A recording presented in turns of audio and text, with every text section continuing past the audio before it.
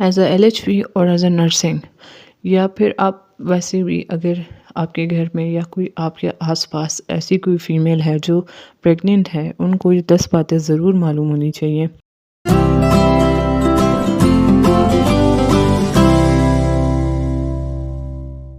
अस्सलामुअलैकुम, उम्मीद करती हूँ आप सब खैरियत से होंगे। Welcome back to my channel. आज हम बात करेंगे उन 10 ज़रूरी बातों के बारे में जो हर प्रेग्नेंट औरत को पता होनी चाहिए। प्रेगनेंसी एक खूबसूरत सफ़र है, लेकिन अगर हम बेसिक मालूमात ना हो, छोटी सी गलती भी बड़ी परेशानी बन सकती है। तो चलें स्टेप बाय स्टेप समझते हैं कि क्या चीज़ें हर माँ बनने वाली औरत को मालूम होनी चाहिए। सबसे पहले तो अपना रूटीन चेकअप करवाएं, डॉक्टर से रेगुलर चेकअप करवाएं। हर महीने डॉक्टर को दिखाना चाहिए ताकि बेबी की ग्रोथ, माँ का ब्लड प्रेशर, वेट मॉनिटर हो सके। और औरतें सोचती हैं कि सब ठीक है डॉक्टर के पास जाने की, लेकिन कभी कभी छुपे हुए मसले सिर्फ चेकअप से ही सामने आते हैं। दूसरी बात, सही ग़िज़ा लेना। प्रेगनेंसी में 2 लोगों का खाना खाना होता है, लेकिन इसका मतलब ओवर ईटिंग नहीं होता। फ्रूट्स, वेजिटेबल, दूध, अंडे, दाल और पानी ज़्यादा लेने चाहिए। फ्राइड और जंक फूड्स कम करें और आयरन और कैल्शियम वाली चीज़ें ज़्यादा से ज़्यादा इस्तेमाल करना शुरू करें, जैसे पालक, एप्पल और दूध। बस थर्ड बात आती है आयरन और फॉलिक एसिड टैबलेट्स की। तो डॉक्टर जो मेडिसिन बताते हैं, ख़ास तौर पर फॉलिक एसिड और आयरन टैबलेट्स, उनको रोज़ाना लेना चाहिए। ये बेबी के दिमाग और शरीर, मतलब जो उसकी बॉडी होती है, उसको सही नशोनुमा के लिए बहुत ज़्यादा ज़रूरी होती है। अपना स्ट्रेस कम करें। प्रेगनेंसी के दौरान टेंशन और गुस्सा दोनों से परहेज़ करें। कोशिश किया करें कि पॉजिटिव सोच रखें, हल्की सी वॉक कर लिया करें और दुआएं पढ़ते रहा करें। बेबी माँ के जो जज्बात होते हैं वो महसूस कर सकता है। अगर माँ खुश रहेगी, बेबी भी सेहतमंद रहेगा। उसके बाद हमारा फिफ्थ स्टेप आता है इसमें आराम और नींद का। कोशिश करें कि दिन भर में कुछ देर ज़रूर आराम करें। रात को कम से कम 8 घंटे की नींद लेना चाहिए।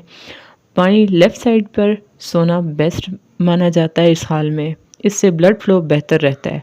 फिर हमारे पास 6 आता है नुकसानदेह एडिक्शन छोड़ दें। मतलब जो हमारा नुकसान देता है, अगर कोई नशा वगैरह करता है तो वो सब कुछ छोड़ दें।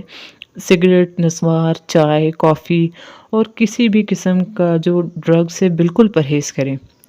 इन चीज़ों से बेबी की ग्रोथ जो होती है और हेल्थ, उस पर बहुत ज़्यादा बुरा असर पड़ता है। हमारा आगे 7 स्टेप आता है सफाई और पर्सनल हाइजीन। तो प्रेगनेंसी में इन्फेक्शन का जो ख़तरा होता है वो सबसे ज़्यादा होता है, इसलिए रोज़ाना सफाई रखनी चाहिए। कॉटन के कपड़े जो होते हैं वो थोड़े से नरम होते हैं, वो पहने। ज़्यादा टाइट ड्रेसेस ना करें। उसके बाद बेबी की हरकत फ़ील करें।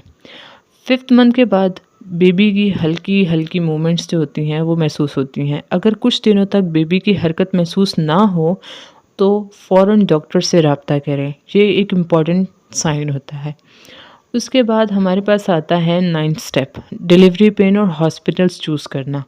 डिलीवरी के लिए पहले से प्लान बना लें। कोशिश करें कि आपको हॉस्पिटल्स का भी आइडिया हो कि कौन सा ये हॉस्पिटल या सेंटर चूज़ करना है, किसके साथ जाना है। इमरजेंसी के लिए बैग रेडी रखें जिसमें कपड़े, बेबी आइटम्स और पैम्पर्स वगैरह हों, क्योंकि आपको जिस टाइम भी पेन होता है पेशेंट को, उसको उसी टाइम हॉस्पिटल रेफ़र करना पड़ता है। तो अपनी तमाम चीज़ें बवक्त जो टाइम से पहले है अपने लिए प्रिपेयर करके रखें। बेबी बैग ले लें, उसमें सब कुछ रेडी करके रख लें। फिर हमारे पास आता है number 10, last step, post delivery. हमारा नंबर 10th और लास्ट स्टेप क्या है कि डिलीवरी के बाद की केयर की तैयारी।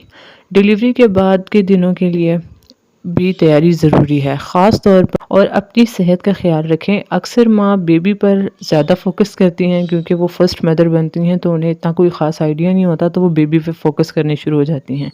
लेकिन सबसे ज़्यादा जो ज़रूरी है वो अपनी रिकवरी है। अपनी रिकवरी का भी बहुत ख्याल रखें। अपने साथ बेबी पे भी फोकस करें, लेकिन इसका मतलब ये नहीं है कि आप बेबी पे फोकस करें और ख़ुद पे ना करें। इस दौरान एक औरत को उसके शौहर की सबसे ज़्यादा ज़रूरत होती है, जो उसकी ज़िंदगी का हिस्सा है। तो अपने सफ़र को खूबसूरत बनाएं, एक दूसरे का ख्याल रखें।